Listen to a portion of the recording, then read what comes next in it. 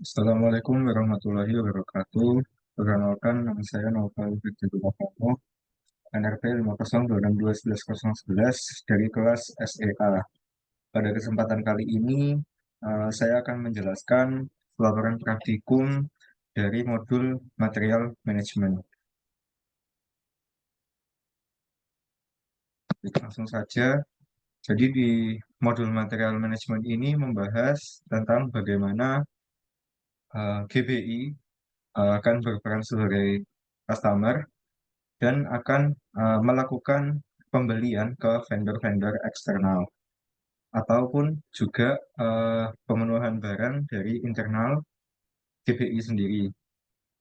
Oke, langkah pertama di proses ini adalah kita akan membuat suatu supplier baru.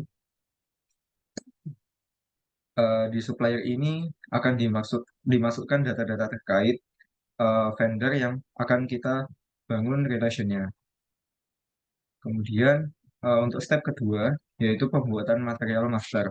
Material master di sini merupakan suatu record data yang nantinya bisa digunakan untuk melakukan pencatatan data material yang menyangkut finance, location, kemudian status stok, status pengiriman, dan lain sebagainya.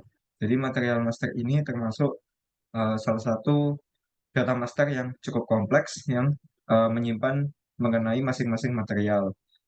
Dan di sini eh, material yang dibuat adalah CHLK atau chain log. Di material master ini juga bisa diinputkan condition price atau bagaimana harganya dan juga bisa diatur beberapa kondisi seperti adanya diskon, potongan harga dan lain sebagainya. Oke, lanjut ke step ketiga, yaitu kita akan extend material master for trading goods. Tadi kan kita sudah membuat data material master pada step kedua. Nah, material master ini akan kita ubah sebagai trading goods atau barang yang diperjualbelikan. Maka dari itu di step ketiga ini kita membuat trading goods berdasarkan reference dari material master yang sudah dibuat yaitu chainlog tadi. Dan pada modul ini dilakukan perubahan, bisa dilihat di sini seperti sales organization dan juga plan-nya. Terjadi perubahan. Dan extend ini bisa juga digunakan untuk ketika kita ingin membuat material dengan nama yang sama, namun disimpan di plan berbeda atau memiliki condition price yang berbeda, maka eh, cara cepatnya bisa menggunakan extend material master ini. Selanjutnya, untuk memastikan kita akan display stock. Dan di display stock ini bisa kita lihat di plan MI itu,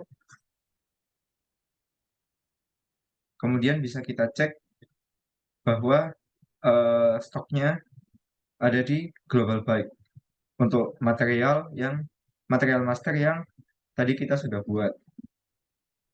Oke, kemudian masuk ke langkah pertama di proses procure to pay, yaitu membuat purchase requisition.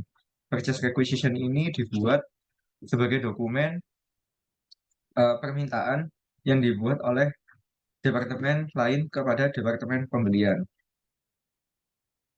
Untuk langkah-langkahnya mengikuti modul, apabila sudah dimasukkan data-data yang diperlukan, di sini kita bisa lakukan order dan purchase requisition sudah berhasil dibuat. Kemudian kita akan lakukan manage stock. Kita bisa cek pada gudang yang sudah diatur, yaitu trading goods dengan kode TG00. Di sini kita bisa lihat kondisi awal bahwa eh, material chainlock belum ada di gudang, masih memiliki kuantiti 0.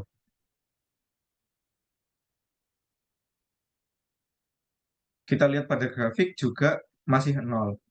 Kemudian masuk ke step selanjutnya yaitu membuat RFQ atau Request for Quotation.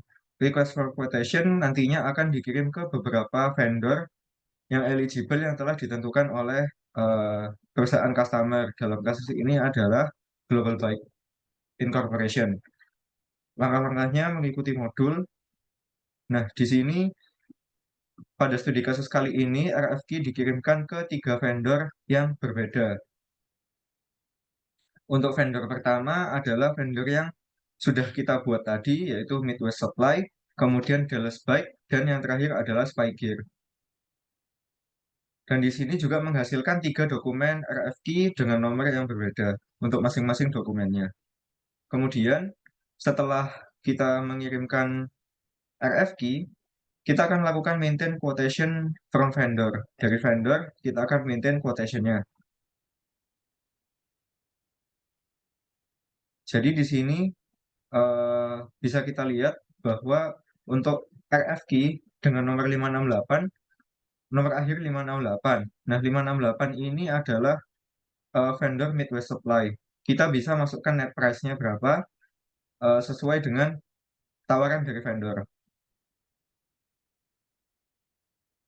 Begitu juga dengan Dallas Bike dan Spygear, disesuaikan juga seperti yang ada di modul net price-nya. Kemudian, apabila sudah, kita save dan RFQ berhasil di-maintain. Setelah RFQ selesai di-maintain, kita masuk ke langkah selanjutnya, yaitu mengevaluasi quotation berdasarkan harga. Tadi kan GBI sudah mengirimkan 3 RFQ. Nah, kita akan evaluasi dengan 2 kondisi, yaitu harga yang paling efektif dan berdasarkan mean value. Dan di sini tabelnya sudah bisa kita lihat bahwa harga terendah dimiliki oleh nomor terakhir 568, yaitu Midwest Supply dengan $32. Dan untuk yang dua ini akan kita tandai sebagai reject indication. Kemudian, karena kita sudah memilih satu vendor, maka GBI akan melakukan purchase order dengan referensi dari RFQ yang telah dibuat tadi. Karena tadi yang dipilih adalah Global Byte, eh, karena tadi yang dipilih adalah Midwest Supply, maka kita akan mengatur di Midwest Supply saja. Dan menurut modul, diberikan kasus bahwa item akan dipisah menjadi dua dengan 2 pengiriman yang berbeda. Untuk jumlahnya dibagi secara rata 50%, 50%, dari yang jumlahnya 200 menjadi 100-100. Dan di sini proses pembagian itu dilakukan. Bisa dilihat di sini bahwa chain lock dibagi menjadi dua dengan quantity 100 dan delivery date yang berbeda dengan selisih 1 minggu sesuai dengan modul. Kemudian kita bisa lakukan pengecekan purchase order yang sudah dibuat. Karena tadi standar PO-nya sudah kita buat, kita bisa cek di sini. Setelah berhasil membuat purchase order, kita akan melakukan create goods receipt for purchase order. Jadi, uh, good receipt ini kita akan melakukan pengecekan apakah materialnya sudah sesuai, apakah jumlahnya sudah sesuai, ataupun kualitas yang kita inginkan, barangnya itu sudah sesuai apa yang dikirimkan oleh vendor. Dan di sini karena tadi dibagi menjadi dua, kita akan cek bagian atas terlebih dahulu. Untuk gudangnya adalah trading goods. Nah, di screen ini dengan asumsi bahwa pengiriman telah selesai dilakukan, maka dilakukan checklist eh, delivery completed. Kemudian akan menghasilkan material dokumen dengan nomor unik yang telah di-generate. Dan ini nanti akan masuk ke material dokumen. Selain material dokumen adalah accounting dokumen untuk pembayaran kepada vendor. Oke, masuk ke selanjutnya yaitu verify physical receipt of good. Di sini kita cek stoknya, apakah sudah bertambah atau belum. Dan kita bisa lihat di sini bahwa sudah terjadi penambahan pada trading goods sebesar 100 item. Dan bisa kita cek juga di grafiknya, ada peningkatan 100 item. Berarti untuk pengiriman pertama sudah berhasil dilakukan. Karena pengiriman sudah berhasil dilakukan, kita akan melakukan pembuatan invoice yang akan dikirimkan ke vendor. Oke, instruksinya sesuai dengan modul. Kita lakukan untuk baris pertama terlebih dahulu, lalu disimulasikan, dan apabila sudah sesuai, kita bisa save. Dan nanti dokumen dengan nomor berikut akan ditandai sebagai block for payment. Kita cek di sini juga nanti di display purchase order akan terjadi perubahan terkait dokumen di bagian payment status akan berubah menjadi block for payment. Lalu masuk ke langkah selanjutnya, display dokumen flow. Di sini bisa kita cek bahwa ada purchase order, material documents, kemudian lanjut ke accounting documents. Oke, karena tadi kita membagi dua pengiriman, maka kita harus melakukan goods receipt sebanyak 2 kali. Kita kembali lagi, langkah-langkahnya kurang lebih sama seperti yang pertama. Kita cek dulu, kita masukkan ke gudang dengan nama trading goods dengan kode TG00, kemudian kita cek delivery completed. Kemudian sama seperti sebelumnya, accounting documents dan material documents akan tergenerate atau posted. Kemudian kita cek di manage stock di gudang TG00 atau trading goods, terjadi penambahan stok sebesar 100 karena untuk pengiriman kedua sudah kita goods issue dan di grafik ini juga sudah bertambah menjadi 200. Kemudian sama seperti step selanjutnya, kita akan membuat invoice, terjadi perubahan juris code untuk bagian line kedua, bagian bawah, sama seperti sebelumnya kita simulate dan kita post. Lalu dokumen akan berubah statusnya menjadi block for payment. Kemudian kita akan melakukan penyetaraan pada general ledger account, yaitu bank account, terkait pembayaran kepada vendor. Kita masukkan data-data yang terkait, kemudian kita clear. Dan bisa kita cek juga di sini bahwa balance yang pertama merah, 6.000, sebesar 6.400 USD, akan menjadi 0, seimbang. Karena pembayaran kepada vendor telah kita lakukan.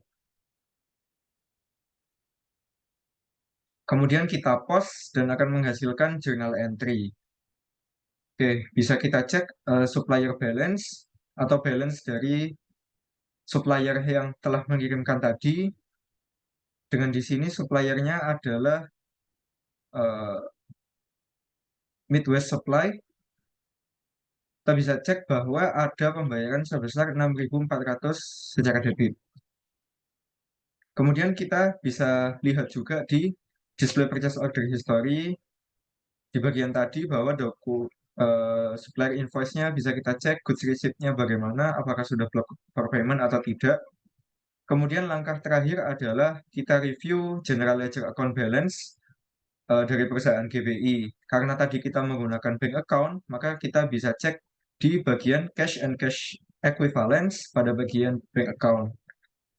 Ada period balance, absolute difference, dan comparison balance.